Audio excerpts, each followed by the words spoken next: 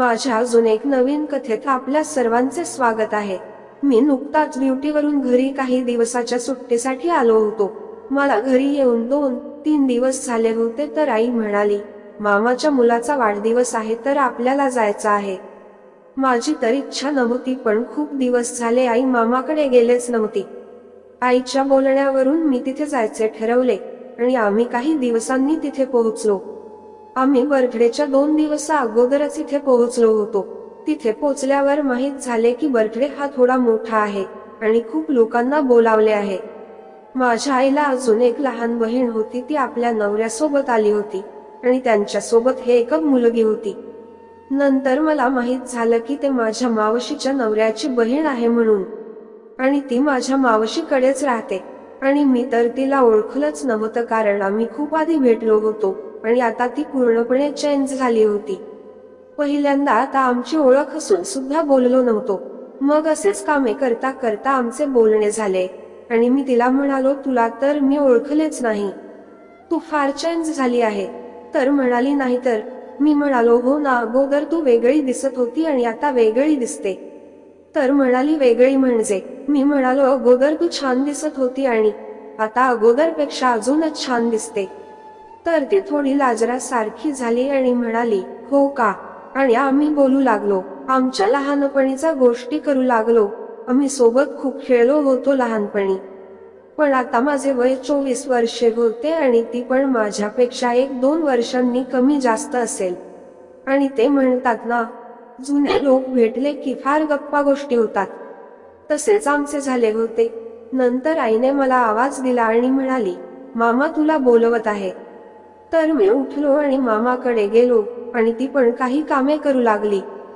त्या वाढदिवसाच्या दिवशी अनेक नातेवाईक आले होते। ती पण मेकअप करून आली। ती फार छान दिसत होती। मी तिच्याकडे पाहतच राहिलो आणि हळूच तिच्या कानाजवळ जाऊन म्हणालो, तू तर एकदम अप्सरा दिसत आहे। ती पण लाजली आणि हसली। आम्ही सर्वांनी वाढदिवस मोठ्या थाटामाटात साजरा केला आणि सोबत जेवण पण केले। काही पाहुणे रात्रीच निघून गेले होते आणि काही थांबले होते। सर्व एकमेकांसोबत बोलत होते। आता ती आणि मी सुद्धा बोलत होतो आणि 2 दिवसातच आम्ही फार चांगले मित्र झाले होतो। सर्वांचे जेवण झाल्यावर रात्र झाली, सर्व आपापल्या कामाला लागले। कोणी झोपायची तयारी करत होते तर कोणी एकमेकांसोबत गप्पा करत होते। आम्ही पण सोबत सर्व जणांनी गप्पा केल्या आणि मला झोप येत होती। मी तिला हळूच गुड नाईट म्हणालो आणि झोपायला गेलो। तिने पण माझ्याकडे पाहून मान हलविली। दुसऱ्या दिवशी हळूहळू सर्व पाहुणे आपापल्या घरी जाऊ लागले आणि आमचे 2 दिवस असेच बोलणे सुरू होते। माझ्या मनात ती बसू लागली होती आणि मामाने तसेच मावशीने मिळून ठरवले की आपण कुठेतरी बाहेर जायचे। पण मला काही बाहेर जाण्यात इंटरेस्ट नव्हता।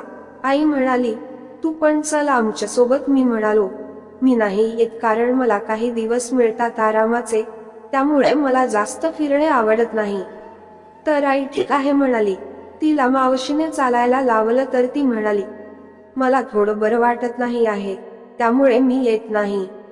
तर मावशी म्हणाली, ठीक आहे, तसंही घरी कोणीतरी एक पाहिजे हो, कारण आजीच्या आणि माझा या दोघांचा स्वयंपाक करायला कोणीतरी पाहिजे होते। नंतर मला कळले की तिने मुद्दाम हा बहाणा केला होता। सर्व आपापल्या तयारीत लागले आणि तिसऱ्या दिवशी सकाळी ते निघून गेले।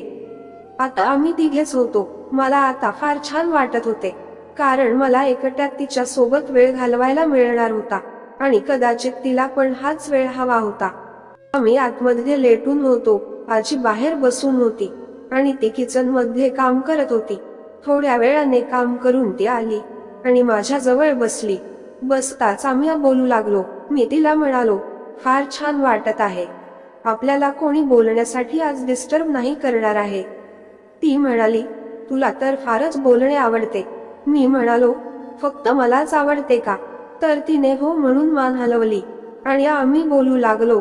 फार छान वाटत होते आपल्या मनातल्या गोष्टी सांगायला आणि ऐकायला सुद्धा। आता खूप वेळ असंच बोलत राहिलो। नंतर आणि आम्ही मिळून जेवण केले आणि आजी आराम करायला गेली। ती कामे आवरत होती। मी लेटून होतो। मला केव्हा झोप लागली कळलेच नाही।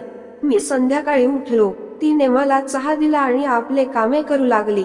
नंतर आम्ही रात्रीचे जेवण केले आणि आजी आपल्या खोलीत गेली, पण आम्ही बसून होतो आणि आज तर माझा हात आणि तिचा हात आणि आम्ही जवळ बोलत होतो.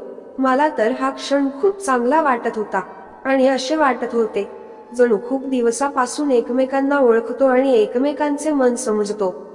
ती रात्र अर्धी बोलण्यातच गेली आणि त्यानंतर आम्ही आराम केला. दुसऱ्या दिवशी ती आपल्या कामे करत होते आणि मी आजी सोबत बोलत होतो आणि नंतर आम्ही पण बोललो. असंच तो दिवस निघून गेला आणि आता रात्र झाली होती. आम्ही जेवण केले आणि आजी खोलीत जाऊन झोपली. ती सर्व कामेच करत होती आणि तिचे काही वेळाने काम झाले आणि ती माझ्याजवळ बसली. पण आज मला ही वेळ फार वेगळी वाटत होती, कारण आज शांतता जास्त होती आणि आम्ही सोबत, त्यामुळे अजूनही शांतता आम्हाला फार छान वाटू लागली होती. आणि असेच बोलता बोलता आम्ही कधी एकमेकांची होऊन गेलो काही कळलेच नाही आणि आम्ही या शांततेचा आनंद घेऊ लागलो.